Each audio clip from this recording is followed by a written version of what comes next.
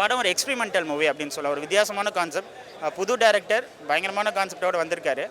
ஷாஜஹான் படத்தில் வந்து கிளைமேக்ஸில் விஜய் சார் வந்து ஹீரோயினுக்கு ஹெல்ப் பண்ணுவார். அந்த கிளைமேக்ஸோட எக்ஸ்டெண்டட் வெர்ஷன் அப்படின்னு சொல்லலாம். ஹீரோயினுக்கு ஃபுல்லாக ஹெல்ப் பண்ணிட்டு இருக்காரு படம் ஃபுல்லாக. படத்துக்கு டியூடுன்னு வச்சதுக்கு பதிலாக தியாகி அப்படின்னு பேர் வச்சிருக்கலாம். அவ்வளோ தியாகம் பண்ணுறாரு படம் ஃபுல்லாக. இந்த சொசைட்டியில் இவ்வளோ தியாகம், தான் லவ்வுக்காக இவ்வளோ தியாகம் இந்த காலத்தில் யாரும் பண்ண மாட்டாங்க. அதுவும் ஜென்சி கிட்ஸுங்கிறாங்க, அது எப்படின்னு தெரியல. பட் இருந்தாலும் நமக்கு என்டர்டெய்னிங்காக போகுது. இந்த மாதிரி கான்செப்ட்டு கொஞ்சம் லைட்டாக பிசிறு தட்டினா ரொம்ப டவுன் ஆயிரும், டிசாஸ்டர் ஆயிரும். பட் எங்கேஜிங்காக வந்து ஸ்க்ரீன் பிளே நல்லா எடுத்துகிட்டு போயிருக்காரு. காமெடியாகவும் சரி, எமோஷனலும் சரி.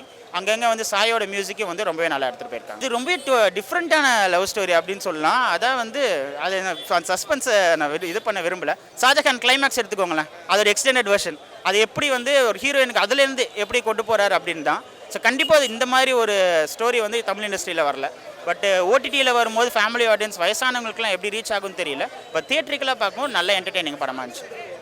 சாங்ஸ் வந்து சாய் வந்து ஒரு 2500 பாட்டு போட்டிருப்பாரு படம் ஃபுல்லாக. சின்ன கேப் கூட விடல, ஹார்மோனியை போட்டு தூக்கிட்டு வந்துடுறாரு. படம் ஃபுல்லாக செம்மையாக அவரே, அதெல்லாம் சிங்கர்ஸ்லாம் தேவை கிடையாது, அவரே ஃபுல்லாக பாடிடுறாரு. நானே எல்லாம் எதுக்கு காசு மிச்சமாகணும்னு சொல்லிட்டு அவரே எல்லா பாட்டையும் பாடுறாரு. பட் நல்லா இருக்குது.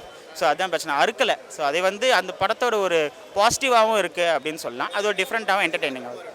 சரத்குமாருக்கு வந்து ஒரு ஜாதி வெறியன் மாதிரி ஒரு கான்செப்ட். ஸோ டிஃப்ரெண்ட்டாக பண்ணியிருக்காரு.